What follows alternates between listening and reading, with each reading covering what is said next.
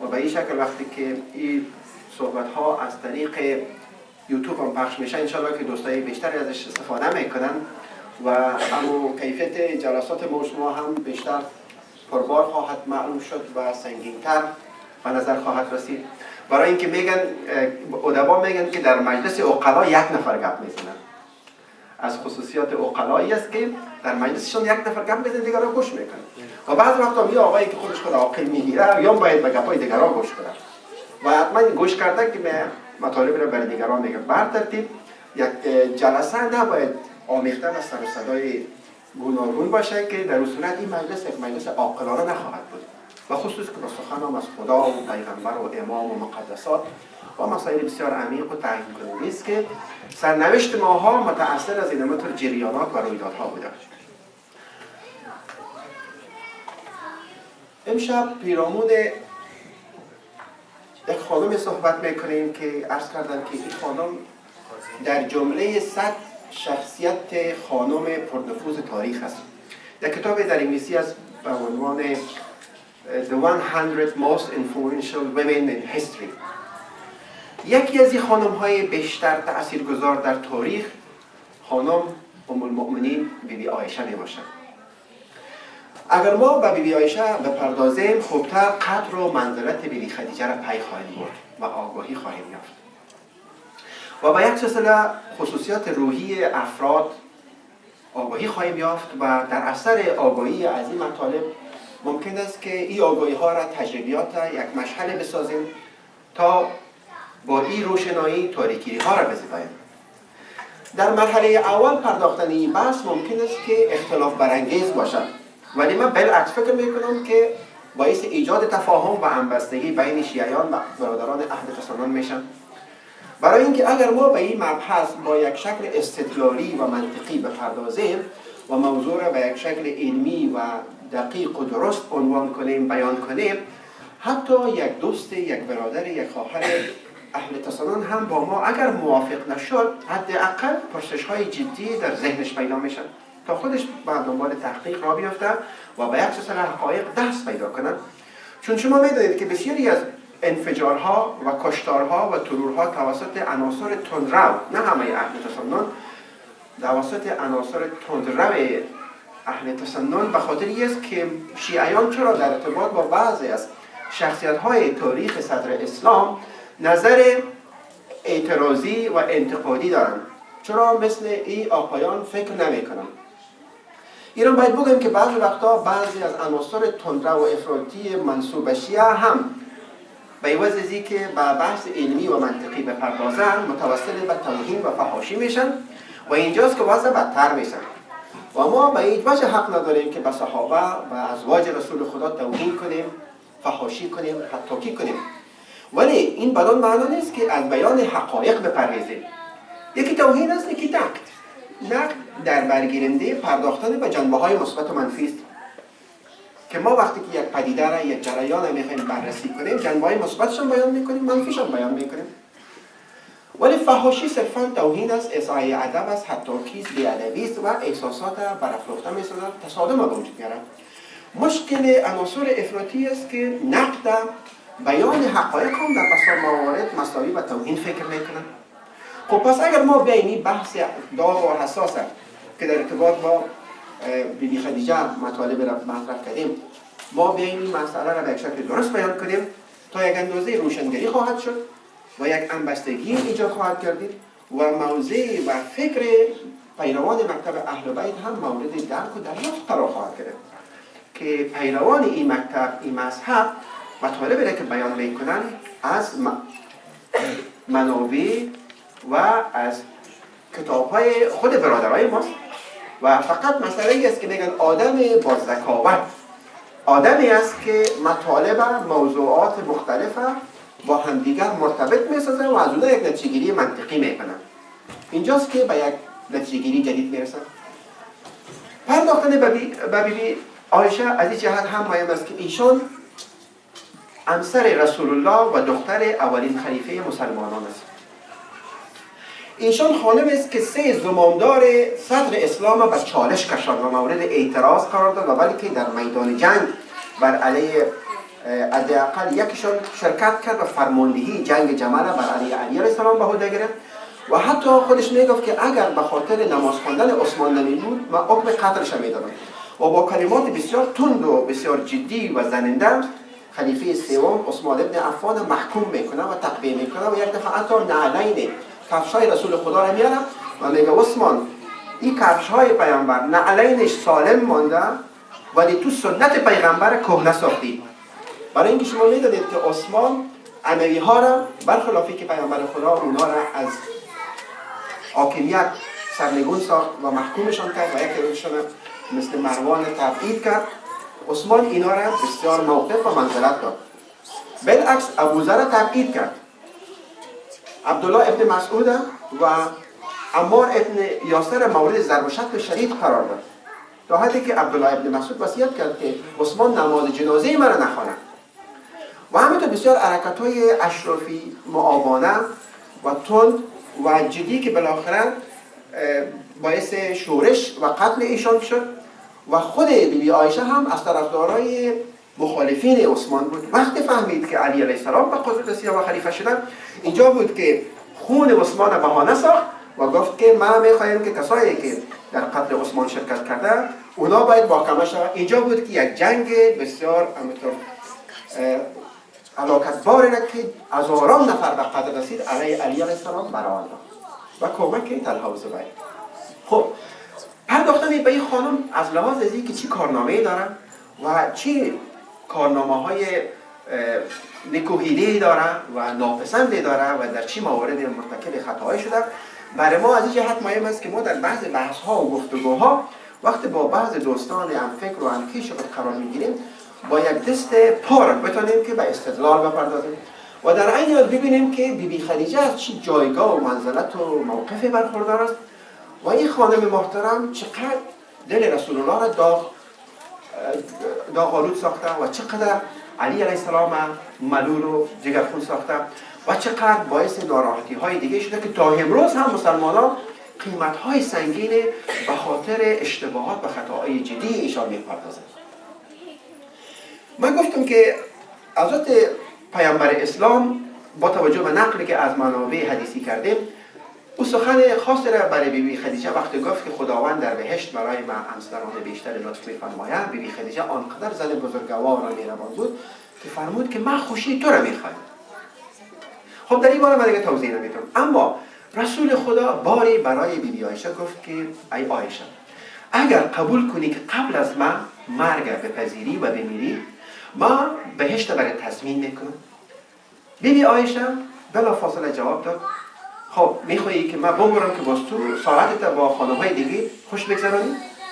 این سخن بیبی عایشه در ارتباط با سخن یک پیغمبر است و در کتاب طبقات هم آمده که خود بیبی عایشه میگه که پیامبر خدا برای من میگفت که ما آرزومند هستم که تو قبل از من بمیری و من تو را به خاک بسپارم و من نماز جنازه تا بخونم. امروزه یک علم به وجود آمده تحت عنوان آینده نگری یا فیوچرولوژی. کسانی هستند که اونا آینده را پیش بینی میکنن.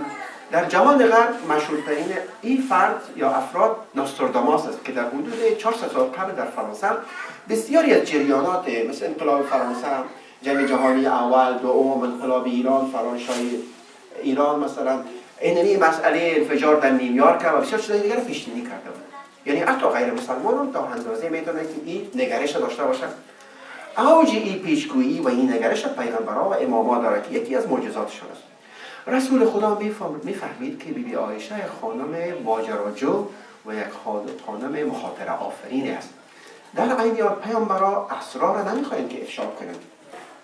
اونا میخواهند که رازها را نگه دارند و بر اساس او دانش‌های لدنی و موهبتی خود عمل نمیکنند، چون بسیار بزرگوار هستند، چون اونا نمیخواهند که اسرار فاش شود، ولی به خاطر از اینکه میخواهند که از او حالات بسیار خونین جلوگیری کنند برای خانم یک مراعات میکنه. میگه من بهش برای تضمین میکنم مشروط به اینکه تو یک قدمی بگذاری برای اینکه از تو حرکت از خدا برکت، نه اینکه چون خانم هستی سید هستی مثلا فقط به من منسوب هستی دیگه هیچ کارت عملت رفتارت مهم نیست تکت بهشت دیگه و برو. نه، تو بیا این رو بپذیر که مرگ قبل از ما بپذیری ما هم برات بهشت تضمین میکنم. ولی بیبی عایشه همش یک پاسخ برخلاف پاسخ بیبی خدیجه کبرا میتن. اینجاست که و قول مولانا جلال الدین بلخی که میگه که کاملان از دور نامت بشنوند، تازه قهر باد و بودت در روند، بلکه پیش از زادن تو سالها دیده باشند تو را با حالها. میگه آدمای کامل هست که آینده رو میبینن، بلکه بالاتر از این طفل تولد نشده در بطن مادر میفهمند که طفل در چی مسیر و در چی جهت قرار خواهد گرفت. پس در عرفان، پس در علم فیوچرولوژی و در ارتباط با بسیار شخصیت‌های دیگه غیر پیامبر و اولیاء و ائمه این حقیقت وجود داشته که کسانی تونستن که آینده را ببینن و بر مبنای از او امروزه فیلم‌ها ساخته میشه، کتاب‌ها نوشته شده و این یک واقعیت مسلم است. هیچ در این انکار نمیشه کرد. اینجاست که بیبی عایشه برخلاف او راهنمود رسول خدا که حتی میگه که ما می‌خوایم که نماز جنازه تو را بخوانم. ببینید هیچ یک شوهری برای خانمش نمیگه. و یا نشان میده که پیامبر اکرم چقدر بزرگوار و رؤوف است که میفهمه که خانم چقدر برای خودش و برای دخترش و برای دامادش و خلیفه و جانشینش گرفتاری و مشکل و مصیبت خلق میکنن، حکم اعدامش نمیدن. در عین حالی که پیامبر خدا یک فرمانده است، یک رهبر است، یک پیشواست، یک زعیم است و ده ها هزار عسکر و لشکر تحت فرماندهیش قرار دارد، ولی بزرگوارانه این وضعیت تحمل میکنه و میگذاره که جریانات مسیر طبیعی خود تعیین کنه. اینو مثل خود خداوند که از یک سری حقایق آگاهی داره ولی میگذاره که عجب صبر خدا دارد، که صبر خدا یکی از صفات بسیار شگفت انگیز و واقعا تحسین برانگیزی هستند.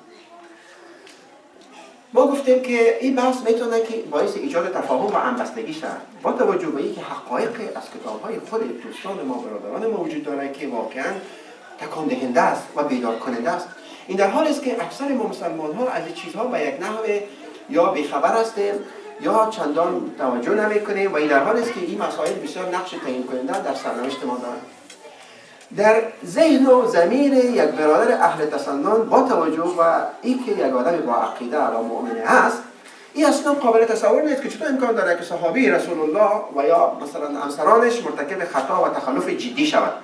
پس این نشان دهنده کسر شأن برای پیغمبر خداست که نتونسته که شخصیت‌های شایسته را تربیت کنه و خانم‌های خود تحت تاثیر خود قرار بدن، ولی یک ذهنیت بسیار مذهبی غیر منطقی است. چرا؟ برای اینکه ببینید از روز اولی که حضرت آدم خلق شد، پسران حضرت آدم آبیل و قابیل با همدیگر جنگ کردند و حابیل قابیل را به قتل رساند. از روز اول پدرشون پیغمبر است. همینطور اطرافیان حضرت موسی علیه السلام در زمان خود ایشان حتی کافر شدند، مشرک شدند. در زمان حضرت عیسی علیه السلام تعدادی از صحابی مرتکب خطایی شد. پس این همیشه در تاریخ وجود داشته و به قول علی علیه السلام که تاریخ صحنه تکرار امورات است. خب من توضیح را بعد از بخش انگلیسی میتونم که برای من اشاره کنیم. sorry brother Kazim, my apologies because it's difficult to keep in mind all the details and every specifications. Anyway, I was going to talk about the very important position of al-Mu'minin Aisha. As you know, we are talking about Lady Khadija, a wonderful, excellent, ideal lady, which is the role model for all Muslims, Shias and Sunnis. But when we see the differences and the opposite qualities of the other wives of Rasulullah, and I mean especially Aisha and Hafsa, we realize how great Khadija was. It's very important to deal with this subject, the position and the behavior and the legacy of Lady Aisha, because she has got a very important position in the history of not only Muslims but mankind. Because according to one book called The 100 Most Influential Women in History, she is one of the top women who has a major impact on the mind and heart of the people of the world. She is the wife of Rasulullah and the daughter of the first Caliph of Islam, and she was able to challenge 3 caliphs, Uthman, Ali and Muawiyah. And she participated in a very serious battle, and as a matter of fact she was a commander and leading a battle against Imam Ali alayhi salatu wassalam. She was a very great orator, speaker. She was a military, in a way, commander. And she was able to mobilize hundreds of thousands of people because she was the wife of Rasulullah and she was the daughter of a Khalifa. And she was exerting a major impact on the mind and heart of the Muslims. And we need to know about her legacy. How can we learn from her life and biography? Sallu ala Muhammad wa ala Muhammad.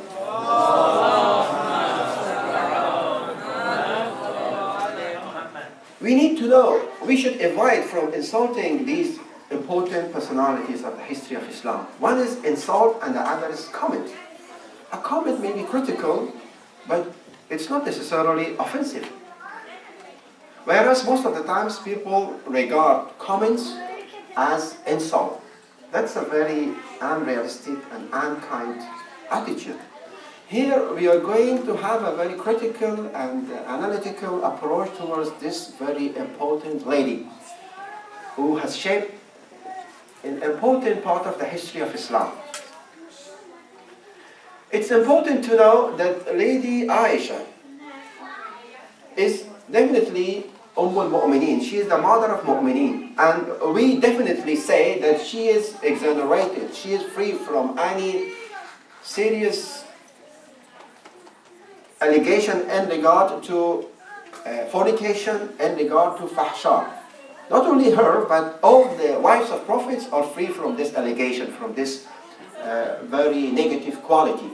But in regard to other defections and other sins, yes, it's quite possible. And according to the Holy Quran, the wives of Nuh and Lut, they were sinful. The son of Hazrat Nuh was sinful and he has been condemned. And Quran says that if wives of Rasulullah, if you are going to do bad things, you're going to be punished double. And if you do good things, you're going to be rewarded in a double quality. So there is no way that we can say that nobody has the right to ask questions. Yes, they are our mother, but even we are allowed to be critical of our mothers. If someone is our mother, it doesn't mean that we can't make criticism. The thing is, that the important thing is that this criticism should be done in a very polite way, in a very rational and nice way. And it is haram and it's very bad to use abusive words against Sahaba, against the wives of Rasulullah, including Aisha, and we regard them as al-Mu'mineen. We respect them and we leave their faith and destiny to the hand of Allah subhanahu wa ta'ala. Just we are here to learn lessons and to know the greatness of Lady Khadija and to find out how Imam Ali alayhi salam went through so many difficulties and painful experiences, and he was still so patient, like Rasulullah. Once upon a time, Rasulullah asked Aisha, if you agree to die before me, I guarantee your admission in heaven. Would you like to do that? And she said, no way, I don't want to die before you. You want me to die so you go to your wives and enjoy yourself? No, I don't want it. Why? Because Rasulullah knew that this lady is going to create adventures, problems, wars, conflicts. Aisha herself says, and it is in the Ahl Sunnah sources, including the book Tabaqat, Aisha used to say that Rasulullah used to tell me that I wish you die. I wish I perform prayers, the date prayers for you and put you in the tomb. No husband says this to his wife, but Rasulullah used to say this to Aisha. Why? Because Rasulullah was a very visionary person. And he knew that this lady is going to create conflict. And why he said that I guarantee Jannah for you, provided you agree to die before me, because you need to do some sacrifice, you need to do some dedication, you need to do some efforts, I will do something for you. But if you don't do that, if you don't agree to die before me, it's your problem. I do my best, you also need to do your best. So she didn't agree, and unfortunately and interestingly, the history proved that the role of Lady Aisha was very controversial, very devastating, very dangerous. And it's very interesting. Not only it's painful, but it's also interesting. Because a lady is a commander, an orator in the battlefield. She is able to exert pressure and shape the fate of Muslims. According to a newspaper published in Egypt by the name of Al-Ghad, two persons killed democracy in the history of Islam, and they are Aisha and Osman. They killed democracy, according to this writer. And even someone like Sayyid Qutb Maududi are also critical of someone like Osman. And Aisha was so important that she challenged three leaders, Osman, Ali and Muawiyah. And she used to condemn Osman in very serious and very offensive and aggressive words. And she used to say that the shoes of Rasulullah is new, but you, Osman, have made the tradition and the teachings and behavior of Rasulullah old. And she used to say that if it was not because of your prayers, I would have ordered your date, and I would have ordered people to kill you. So she was enemy of Osman. And once upon a time, Osman told her that, why are you coming out of home? Because Allah subhanahu wa ta'ala in Quran says, وَقَرْنَا فِي بِيُوتِكُمْنَا وَلَا تَبَرَّجْنَا تَبَرُّجَ الْجَاهِلِيَّةِ الْأُولَى. Quran, this is another miracle of Quran. Holy Quran recommends for the wives of Rasulullah to stay at home. Don't go away. Don't go away from home. Stay at home and don't expose your beauties like you did it during the era of ignorance. And again, interestingly and very dangerously, Lady Aisha came out of home, and she came out and then she participated in battles. And she launched a battle in Iraq against Imam Ali, which was victimizing more than 10,000 people. According to some sources, 20,000 people were killed in the Battle of Jamal, which was commanded by al-Mu'minin Aisha. So when Quran says, stay in your home, O wives of Rasulullah, and when they don't listen, they create conflict. When Rasulullah says, would you like to die before me? And if she doesn't listen, she is going to create chaos for herself and for the Muslims. This is showing how we should get seriously the teachings of Rasulullah, because his teachings are very vital. They are very important. If you don't listen to his teachings, we are going to destroy, damage ourselves. And if we damage our own property, our own possession, then who is going to recover it? To engage in a debate about Lady Aisha brings unity, I think, among Muslims, no matter how serious it may be. I said we should avoid offensive and aggressive statements, but it doesn't mean we shouldn't expose the truth about her, because exposing the truth about her brings the Muslims together. Because our Ahl Sunnah brothers and sisters, they sometimes ask why you don't call your girls as Aisha. Why you do not call your associations or masjid or centers as Aisha. You know, our brothers in San Diego founded a masjid called Aisha. Okay? So this is a question, and we need to have answer for this question. Inshallah, in the later stage of my talk, in the later part of my talk, I will talk about her deficiencies, her shortcomings, and you will notice how damaging these defections were for the Muslims in those days and even in our life today. و اما در ارتباط با خطایا و تخلفات خانم بیبی عایشه، قرآن کریم یک کتاب است که مبتنی بر معجزات در ارتباط با پیشگویی هاست. یکی از آیات قرآن تاکید میکنه و خطاب میکنه همسران رسول الله را و به اونا دستور میده که در خانه هایتان قرار داشته باشید و مثل دوره جاهلیت به خودنمایی نپردازید، زینت هایتان را به نمایش نگذارید. آیه مشخص است که وقرن فی بیوتکن، یعنی در منازلتان باشید. و یکی دو همسران رسول خدا بعد از آیه دیگه، بعد از وفات رسول خدا اصلا از منازل خود نبرآمدند، حتی به سفر حج هم نرفتند.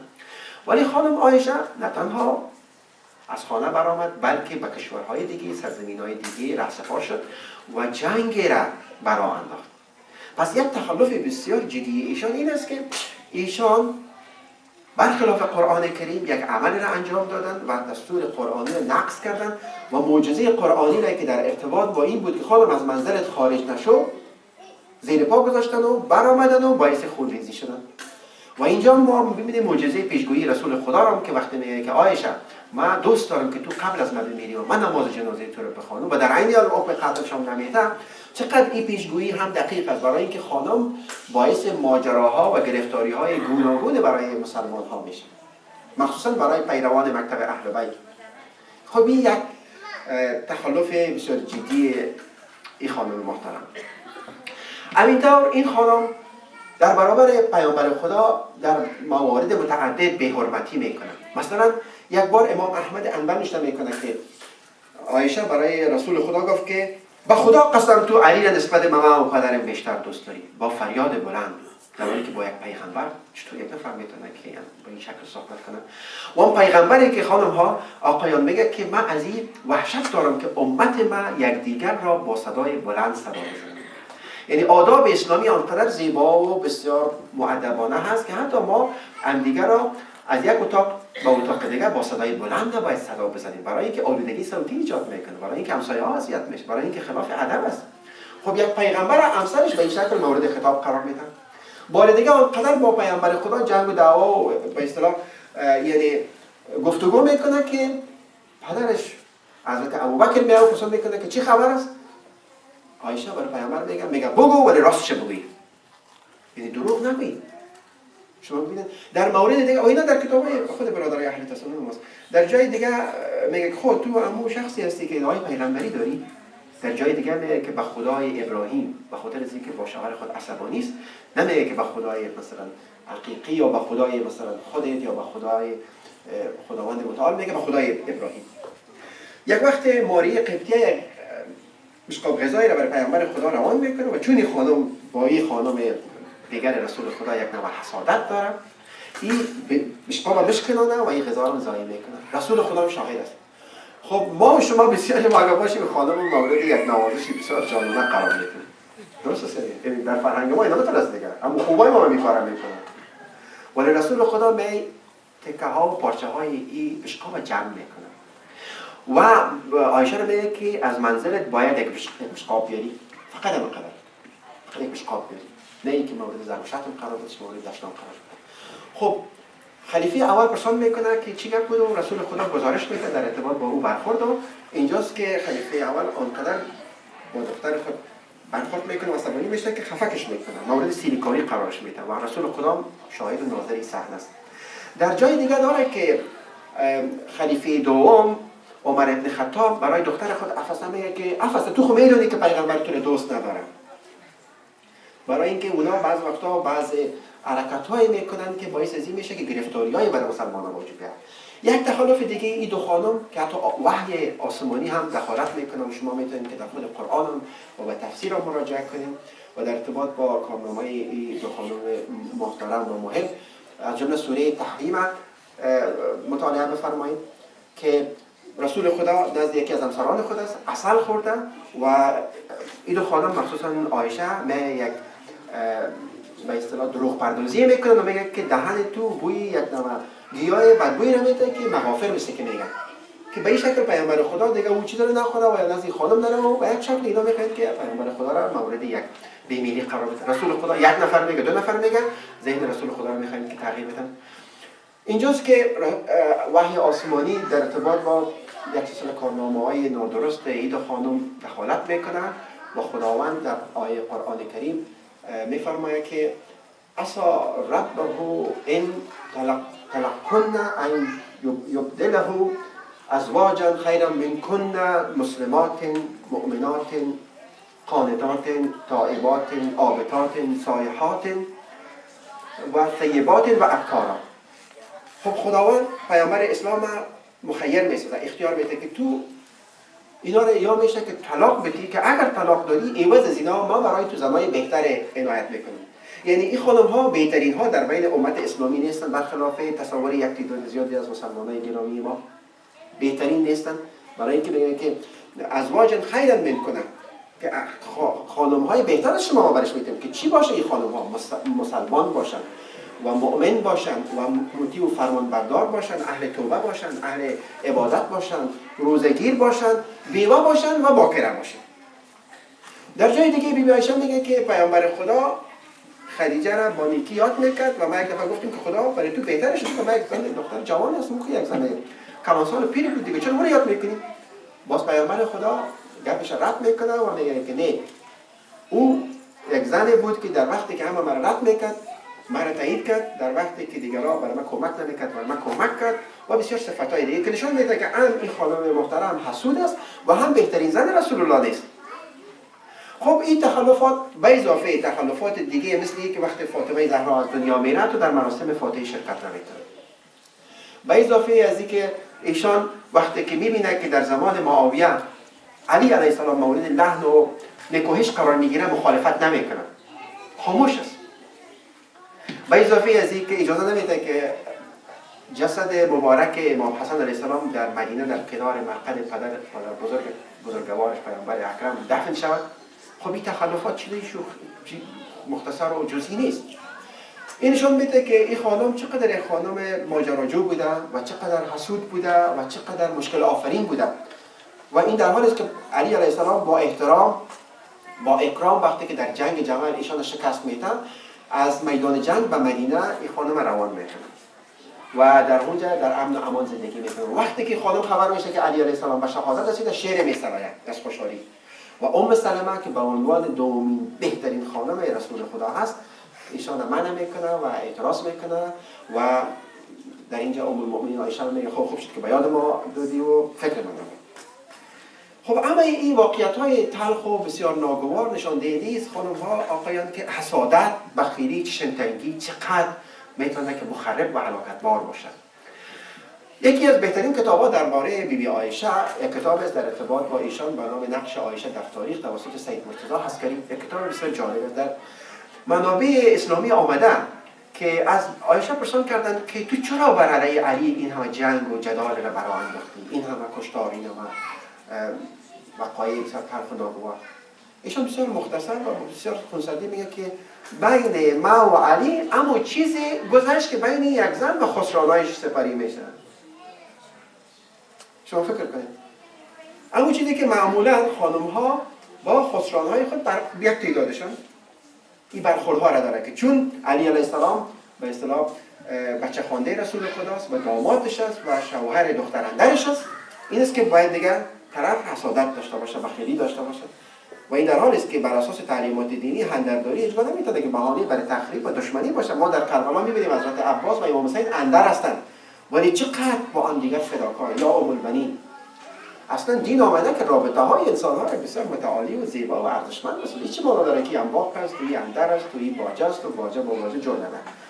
ما در به عوض اون سخن تلخی که در ارتباط با باجه ها میگن، باجه ناب در ایران میگن، بالعکسش میگیم باجه که باجه را دید، بلبل باغچه را دید. صلوات بلند بفرستید.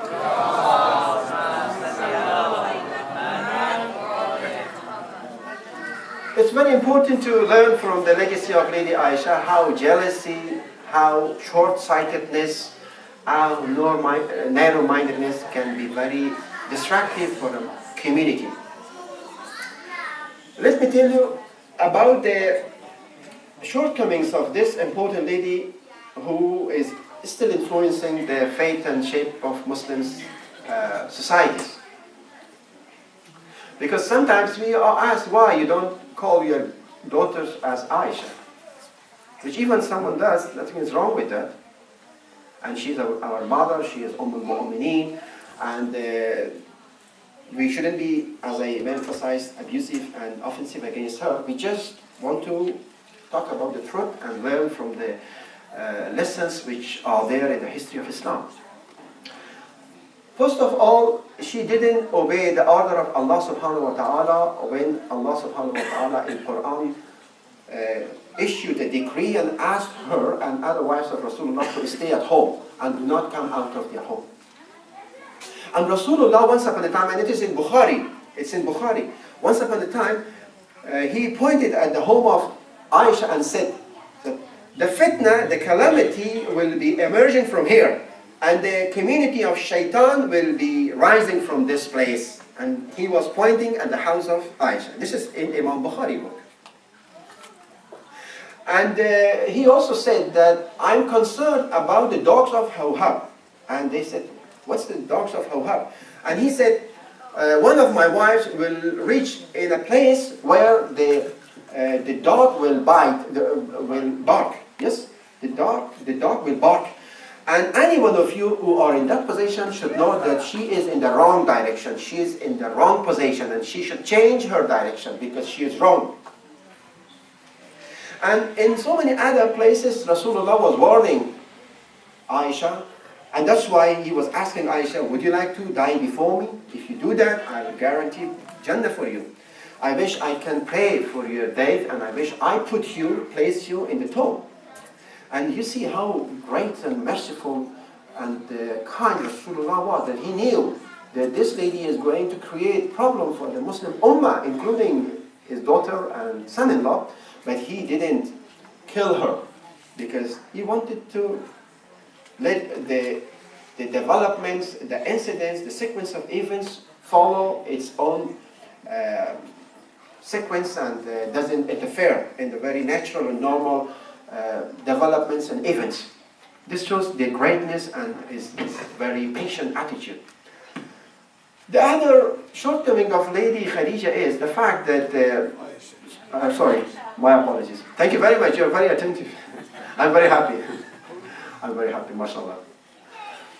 Yes, these stories are very interesting. No doubt they are very painful and very sad, but in the meantime, this is very important. Someone who is the wife of Rasulullah is so dangerous and playing a very damaging and destructive role and not listening. How come you guys, you brothers and sisters, living after 14th century, you are so respectful of Rasulullah, but his wife, so disrespectful. She was shouting at Rasulullah. Once upon a time she said, I swear by Allah that you love Ali more than me and my dad. And it is in Imam Hanbal book.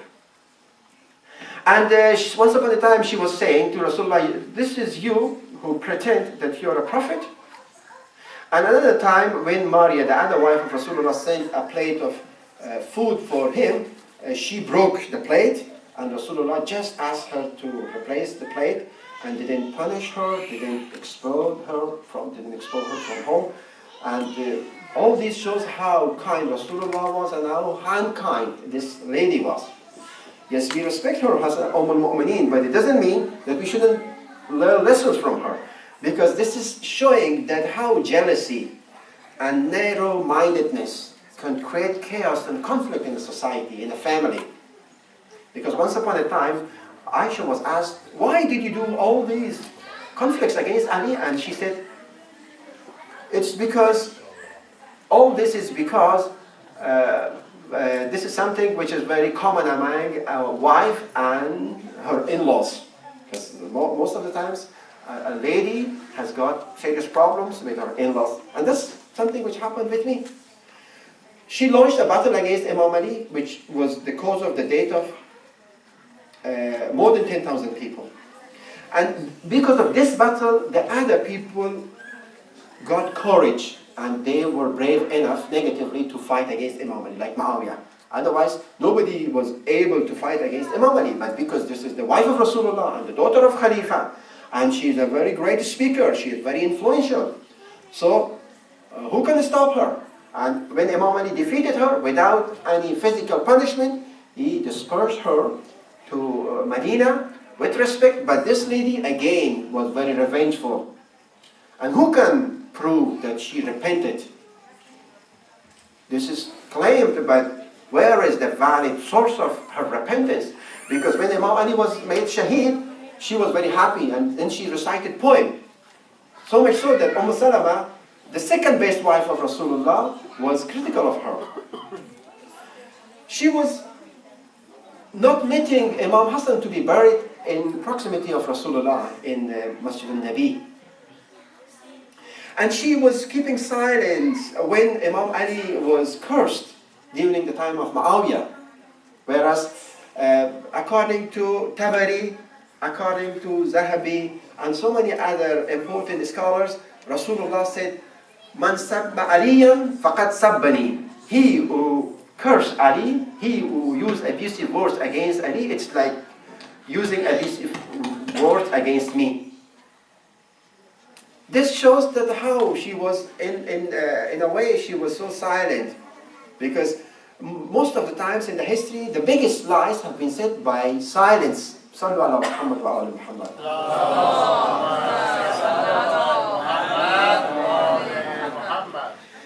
Yes, she was jealous, no doubt, and she was shouting at Rasulullah. She was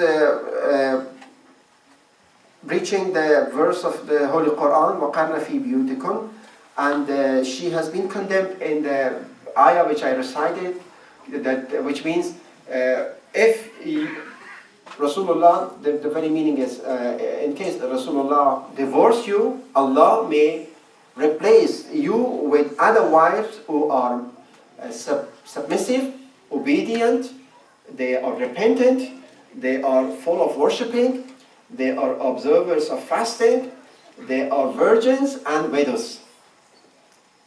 And Allah will replace you with better wives. So this means that there are better wives, women in the community of Muslims, better than these wives of Rasulullah.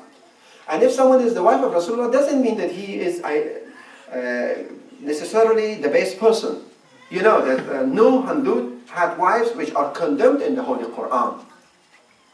And this is not a very free ticket to the heaven or to the Jannah. You need personally, as Rasulullah said to his daughter Fatima, "Oh Fatima, do for yourself what is required, otherwise I'm not going to be of service to you." So this is the mentality of Islam. Your intention and your action is the name of the game. And he was extremely against Osman. Why he was against Osman, that's another story. But partially I should say about Osman that Osman was exiling someone as close as Abu Zar, who was one of the best companions of Rasulullah, from Medina, and instead he was letting the people who were exiled by Rasulullah, like Marwan and the other Amali elements, to Medina. And he made the Muslim government based on family, kinship and relationships. And he was leading a very aristocratic lifestyle. And even people like Maududi, Sayyid Qutb, and so many other writers are critical of his approach. And Osman seriously he was beating Abdullah ibn Mas'ud and Ammar Yasir. So the two Sahabas were beaten by this man. And it is a question from our other brothers, how come these Sahabis, including the wife of Rasulullah, are so offensive against each other and you don't say anything? But when someone in our time and age, they are critical of these leaders, you are showing very negative response by bombing and launching terrorism and so many other things. This is double standard.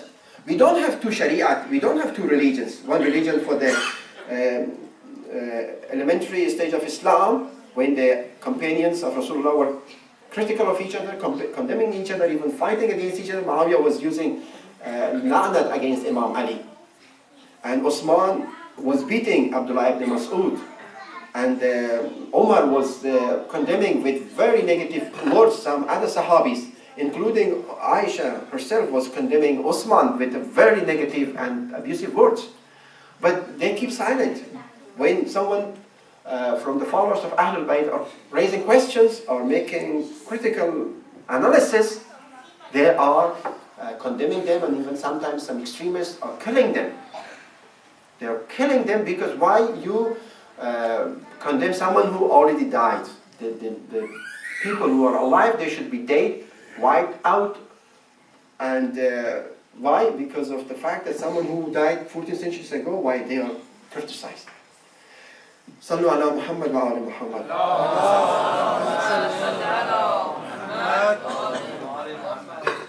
Yes, once upon a time Rasulullah pointed towards the home of Aisha. It's according to Bukhari, the most important Hadithi book, that the fitna, the calamity will emerge from here. And the community of shaitan will come from this place. And Rasulullah warned her wife that I think you will do some negative actions, and I would like you to be more careful. And especially he was warning his wives to be careful in regard to the dogs of Hawha, who are barking in a place where this kind of indications should show you that you are in the wrong direction. And it happened to Mu'minin Aisha.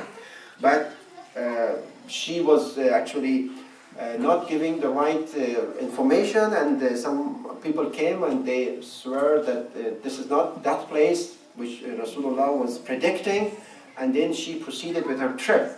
But anyway, she was having a very dangerous and devastating role in the history of Islam. Why? Because she was jealous, because she was narrow-minded, because she had very negative attitude towards her in-laws. And she herself admitted that because of in-law relationships, I was creating these problems for Ali and Fatima.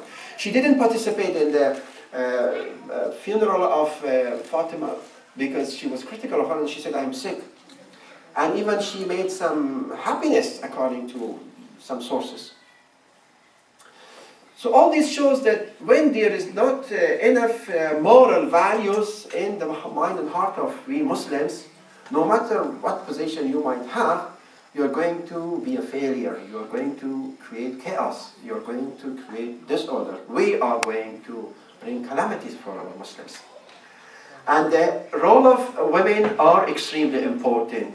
James Madison, the father of the Constitution of the United States, when he was drafting the US Constitution, his wife was critical of him, and she said, how come you haven't given enough rights for women? And he said, shut up. You women exert pressure from behind the scene, from behind the curtain. And Mawlavi Jalaluddin Balkhi says, گفت پیغمبر که زن بر عاقلان غالب آمد سخت و بر صاحب دلان باز بر زن جاهلان غالب شوند زانکه ایشان تند و بس خیره سرند. تندی و خیره سری یک تعداد از خانم ها باعث گرفتاری ها و مصیبت های عدیده میشن. میگه مردهای عاقل زیر تاثیر خانم ها میرن. گفت پیغمبر که زن بر عاقلان غالب آمد سخت و بر صاحب دلان. خانم ها از همچی یک جذابیت و برازندگی برخوردار هستند که آدمای بسیار عاقل و خردمند هم زیر تاثیر خود میرن. باز میبینی یعنی خانمی که قدر استعداد داره زیر تاثیر یک خانم بسیار ناآگاه دیگه میره، گپرو است یا بسیار احساساتی و خونگرم. چرا؟ باز ایشان باز میگه که گفت پیغمبر که زن بر عاقلان غالب آمد سخت و بر صاحب دلان باز بر زن جاهلان غالب شوند زانکه ایشان تند و بس خیره سرند. تندی و خیره سری باعث از این میشه که حتی انسان‌های بسیار عاقل هم در دام ضعف و ناتوانی بیفته، به خاطر اینکه ذهن انسان بسته میشن، درست نمیتونن قضایا رو تحلیل کنن. اینجاست که آسیب پذیر میشن. بیبی عایشه یک خانم تند بود، یک خانم تندرو و افراطی بود و به یک نوع سماجت از خود نشان داد.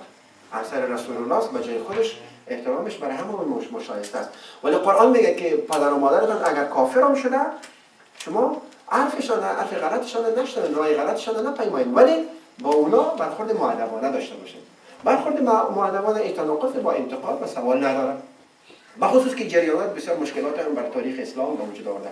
پس ما میبینیم که بیبی خدیجه کبرا از چی جایگاه و مقام و منزلت و شکیبایی و شکوه برخوردار است، چی در ارتباط با اون سوال بسیار خاصه یا اظهار نظر خاص رسول الله، چی در ارتباط با این که من گفتم که هیچ خطا، هیچ معصیت، هیچ تخلف و گناه از ایشان گزارش نشده. یک خانم پریپیکر، یک خانم پیراسته از تمامی زشتی ها و پلیدی ها.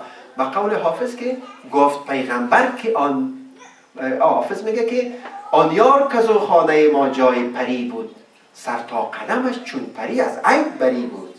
پس خانم هایی داره مثل خدیجه یقینا که اونا سرمشق برای مرد و زن هستند، مثل بیبی زینب، مثل بیبی فاطمه زهرا، مثل خدیجه کبرا، مثل ام سلمه. یکی دو تا سه تا نیست، حتی در تاریخ معاصر هم هست، حتی در تاریخ مثلا صدها سال گذشته هم هست. و خانم هایی هم داره مثل بیبی عایشه که چی ماجراهایی را ایجاد نکردن و سرانجام هم برادرای خودش توسط معاویه به قتل رسید با کمال تأسف. خودش با معاویه میانش بر هم خورد، با عثمان که در ارتباط با حاکمیت امی جریان ایشان دست داشتن. چون میگن که وقت انسان تیغ را که مبتنی بر عدالت نباشه سی قلبته جلایش بده، او تیغ علیه خودش استفاده میشه. و حضرت عثمان خلیفه سوم مستمری ایشان، معاش ایشان کم ساخت، موقعیت ایشان هم متزلزل ساخت، رابطه هایشان برهم خورد، همدیگر را محکوم میکردن و مورد خطاب و عتاب قرار میدادن. با علی علیه السلام که جنگ فیزیکی و جنگ تمام عیار نظامی را برآورد انداخت که بیشتر از 10,000 نفر را به قتل رساند. این در حالی است که یکی از دوستان ما در یک وقت در مکه معظمه میگفت که خب ایشان اشتباه کرد دیگه. غافل از اینکه کشته شدن هزاران نفر یک اشتباه نیست، بلکه یک خطای بسیار جدی است و گفتیم که خدا حق خودش ببخشد، ولی حق بنده را، او خانمی را که تو دیوار ساختیم، او طفل را که یتیم ساختیم، ما درباره خودت قضاوت نمیکنیم، کل امورات به خدا میسپاریم، ولی میخوایم برای دوستان عزیز اهل تسنن خود بگوییم که اگر شیعه نسبت به این خانم مهم و محترم و یک تعداد از آقایان دیگری که مورد تقدیس و تکریم شدید و افراطی شما قرار دارند نقطه نظرات انتقادی داره مبتنی بر استدلال و منطق است. و چون شما این مطالب یا آگاهی ندارین یا با این جریانات برخورد منطقی و تحلیلی نمیکنین، چون گفتیم که آدم ذکی و هوشیار کسی است که جریانات پدیده ها را امورات با هم دیگر ربط میده و یک نتیجه‌گیری منطقی میکنه. خشک مقدسی تحجر تعصب باعث این میشه که آدم تو چیزی دارم که میخوانه ازش بگذره، تفکر و اندیشه به خط نته و در نتیجه نسبت به کسانی که او ذهنیت خودشان نداره احساس دشمنی کنه، احساس مخالفت کنه. خوشبختانه امروزه اینترنت، ارتباطات علمی، رفت و آمد بین کشورهای مسلمان و تلویزیون و کتاب‌هایی که چاپ میشه و ای که دنیا دیگه در یک قریه زندگی نمیکنه بلکه خود جهان در کل یک شهر شده که همه با هم دیگه میتونن ارتباط داشته باشن، این حقایق روشن شده و افشاگری ها صورت گرفته. امروز ما شاهد یک سلسله نظریات سوال برانگیز و انتقادی در این جریانات هستیم. من میخواستم اون نکته را مثل که به انگلیسی گفتم، جیمز مدیسون چهارمین رئیس جمهور امریکا وقت قانون اساسی امریکا را که میگن پدر قانون اساسی امریکاست نوشته میکرد، یک خانمی داشت به نام دولی. این خانم جالب و قابل توجه است در تاریخ امریکا. این خانم گفت که آقا شما چرا برای ما زنان در قانون اساسی امریکا چندان حقوق و چندان امتیاز ندادین؟ این آقا گفت که چابور خاموش باش، شما زنها از پشت پرده اعمال نفوذ میکنید. شما از پشت پرده، یعنی نقش خانم ها در جریانات بسیار یک نقش تعیین کننده است. و قول عوام افغانستان که از زنها کشکش از مردها کشکش، کشکش با کشکش مردها می انجامه. و ما می‌بینیم که در زندگانی این خانم های محترم این رویدادهای بسیار تلخ و ناگوار، بسیار جلوه‌گری بسیار تلخ و ناگواری داشتن و ما می‌بینیم که خدیجه از چه جایگاه و منزلت پرعظمت برخوردار است و ام المؤمنین عایشه که خداوند از تقصیرات همه ما درک بگذاره و اسادت، بخیلی، تنگچشمی، این برخوردهای خانوادگی بین دوتا انباق یا بین خسرو و عروس یا بین باجه ها چقدر میتونه که هلاکتبار برای جامعه مسلمان باشه که تمامی سرنوشت تغییر بده. ولی الحمدلله سپاس خدا را که با همچون امکاناتی که امروز ما شاهدش هستیم انشالله که این گرفتاری ها رفع میشن. ابن عباس ام المؤمنین عایشه را دید یک روز که بالای شتر سوار است، گفت بالای شتر سوار هستی اگر وقت پیدا کنی بالای فیل هم سوار میشی. یعنی خانم به این مشکلات، به این گرفتاری ها و آشفتگی هایی را که تو ایجاد کنی اکتفا نمیکنی، هنوز هم اگر دستت برسه بسیار گرفتاری های دیگر برای اسلام و مسلمان ها خلق میکنی. و اینجاست که ایشان بالاخره با یک سن بسیار طولانی از دنیا رفت. یک وقت آیت الله بروجردی دیدن که گریه میکنن. گفتن چرا گریه میکنی؟ گفتم یاد دیدم که تاریخ زندگانی مادر زهرا تقریبا 20 سال بود، 20 سال عمر کرد. ولی عایشه را دیدم که چقدر عمر طولانی داشتن. بنا به یک روایت 80 سال، بنا به یک روایت بیشتر از مثلا 60 سال.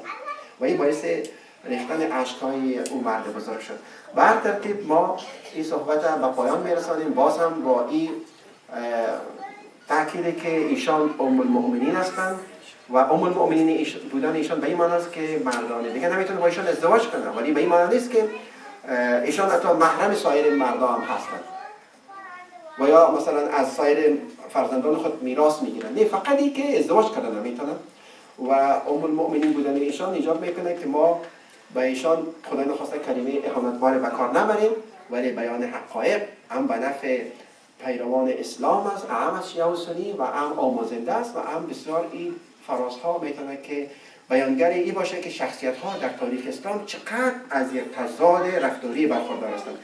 دو امثال رسول الله، یکی در اوج عظمت و بزرگواری و تسلیم پذیری و کرنش و انقیاد و یکی میگه من کنیزت هستم و حاضر است که بهشت کاملا با همسران دیگر در اختیار رسول خدا قرار بده. میگه من خوشی تو رو میخوام.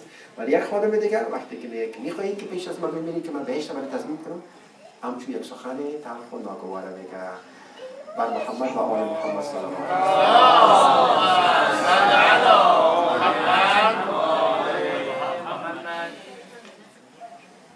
اللهم كل وليك الحجة ابن الحسن صلواتك عليه وعلى آبائه في هذه الساعة وفي كل الساعة وليا وحافظا وقاعدا وناصرا ودليلا وعينا حتى تسكنهم أرضك طوعا وتمتعه فيها طويلا.